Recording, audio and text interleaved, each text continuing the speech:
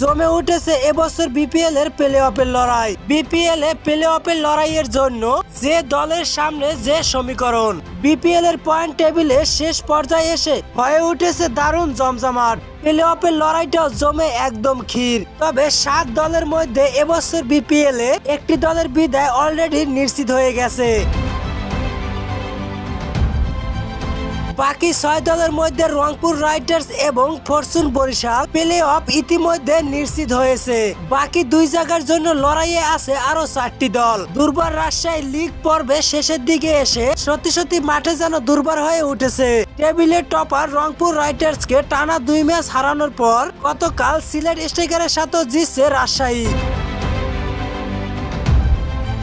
League পর্বে খেলা শেষে রাজশাহী 6 জয়ে 12 পয়েন্ট সংরক্ষণ করে টেবিলের 3য় স্থানে রয়েছে তারা। তবে আর কোনো পয়েন্ট পাওয়ার সুযোগ নেই তাদের সামনে, যেহেতু তারা খেলে ফেলেছে 12 ম্যাচ।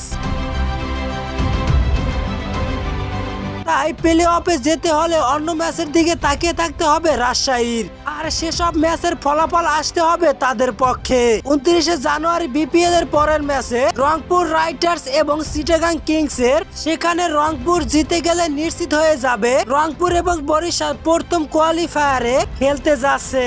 তবে সেই লড়াইয়ে চিটাগাং জিতে গেলে সেই লড়াইয়ে আবারও থাকবে চিটাগাংও।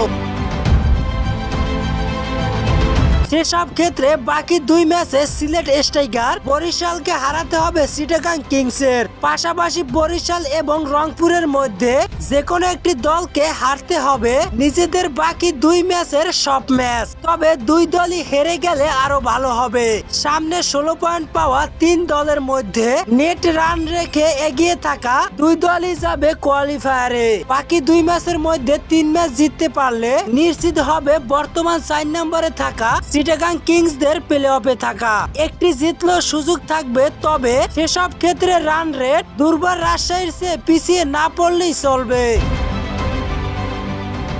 5ম স্থানে থাকা খুলনা টাইগার্সদের 2টাতে জিততে পারলে নিশ্চিত হবে প্লে অফ। তবে তাদের পক্ষে 1 ম্যাচ জিতলেও সুযোগ আছে। সেসব ক্ষেত্রে চিটাগাং কিংসকে হারতে হবে বাকি 3 ম্যাচ। অন্যদিকে ঢাকা ক্যাপিটালসের ভাগ্য বিনিশুতয়। নিজেদের বাকি 2 ম্যাচ জিততে হবে ঢাকাদের। সেই সাথে প্রার্থনা করতে হবে চিটাগাং এবং খুলনা টাইগার্স তাদের সব ম্যাচ হেরে যায়।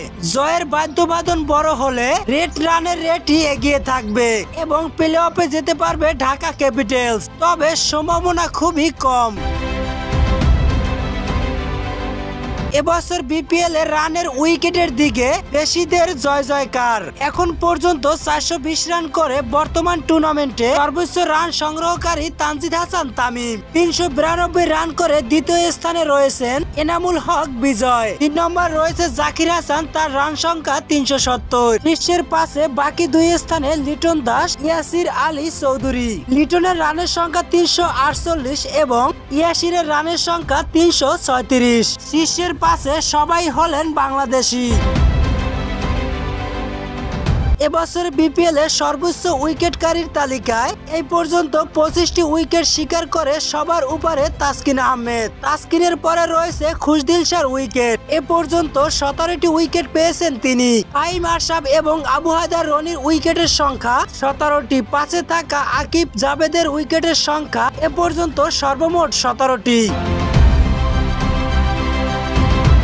লিগ পর্বের খেলা বাকি রয়েছে আরো 3 দিন। 2 জায়গায় লড়াইয়ে রয়েছে 4 দল।